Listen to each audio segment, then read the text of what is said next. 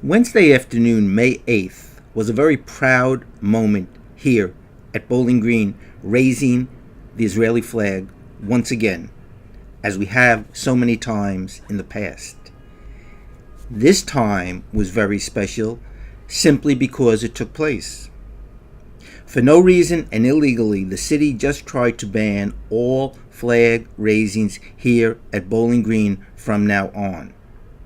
A tradition here for 23 years and hundreds of flag raisings. Nations from all over the world coming to Bowling Green to proclaim their friendship with the United States as proud New Yorkers. Yet this permit to raise the Israeli flag once again was initially denied. We fought back and we won, just as Israel has done since 1948 when it was established, and the Jewish people have for thousands of years, a model for all of us. We also had the very timely opportunity on Wednesday at the ceremonies to compliment James Kaplan and the Lower Manhattan Historical Association for their recent successful efforts to have South William Street co-named in honor of the Mill Street Synagogue, which was the first synagogue building ever built and consecrated in America back in 1730. We also officially announced on Wednesday here at the ceremonies that following the success of the Lower Manhattan Historical Association, through the generosity of a Jewish New Yorker business leader, a generous individual, will contribute the funds so that we can create and place on South William Street, exactly where the Mill Street Synagogue stood, a beautiful, large, permanent brass outdoor plaque sponsored by the Lower Manhattan Historical Association and the Bowling Green Association. Israeli flag raising here at historic Bowling Green, my good friend Rabbi Joe Potasnik. Not just for being here tonight, but with the surge of hate crimes, one of the things that's most reassuring in our city is that we have a great police department that is there for us. You go by various synagogues, other houses of worship of different denominations, you will see a presence of NYPD. So thank you for protecting us, not just today, but each and every day. Thank you. Whenever I go to my parents' graves, and they're buried in New Jersey, I do something that my father used to do. He would put a stone on the grave and say very simply in Yiddish, Mizan Dor, which means we're here.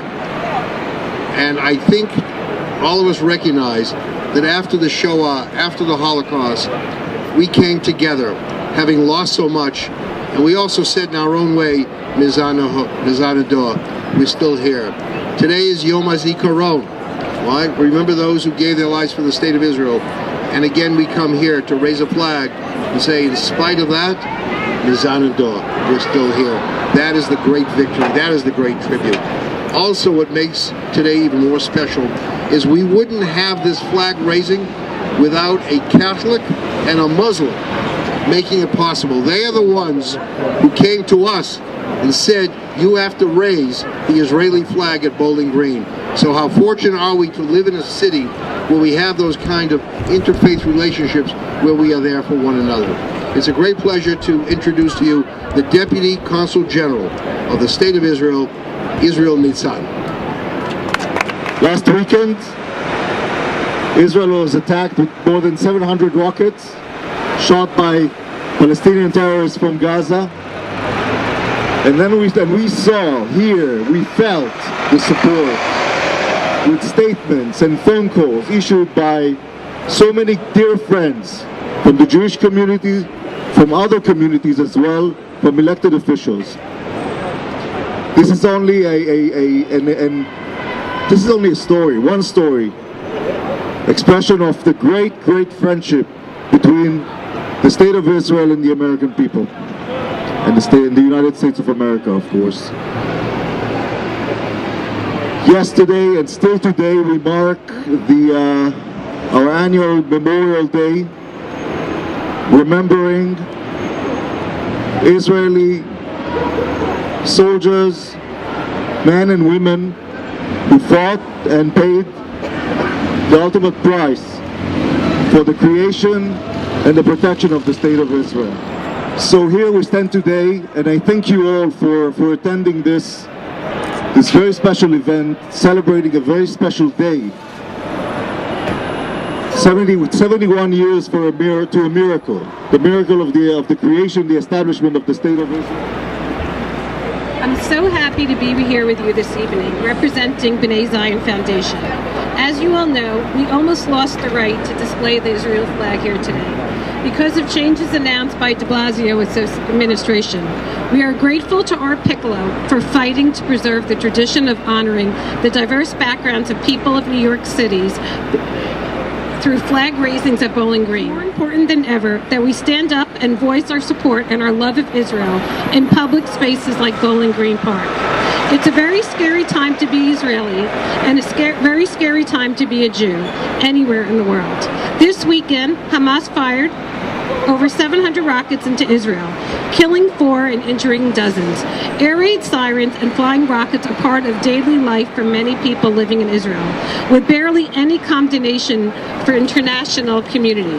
In the U.S. and around the globe, anti-Semitism is once again on the rise. As we gather here today on Yom Ha'atzmaut, I do think of my late father, Rabbi Irving Block, from the Brotherhood Synagogue in Manhattan.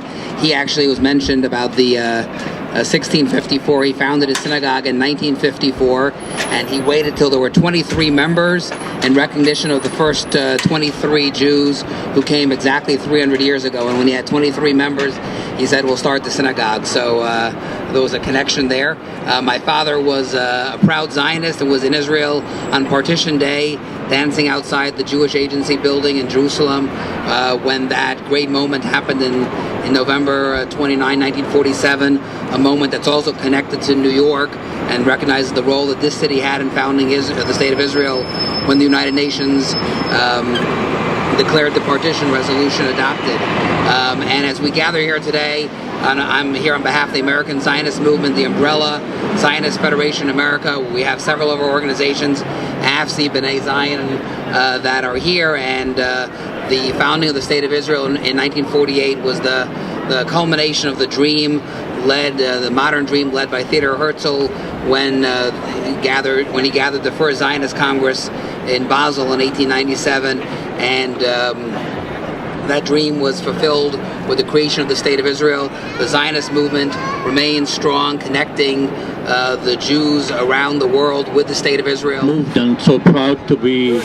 here with you today. I mean, I'm proud to be here raising the Israeli flag. Now in this, tomorrow celebrate the Independence Day, but today it's sad for every Israeli for the loss of thousands of Israeli soldiers defended the country, and one of them, my late brother, Brigadier General Munir Ammar, who was, as the President of Israel described him, the beauty of Israel. He loved Israel. He was a hero of Israel. He was an icon of Israel, not for the Druze guys, but also for Israeli. I'm sure he's proud of me, what I'm doing. I'm sure everybody here, Jewish or not Jewish, there's no good place for the minority. No one would like to live in any different country apart from Israel. That's the truth of Israel. And so again, I'm proud to be, thank you. It's an honor to be here to honor the God of Abraham, Isaac, and Jacob.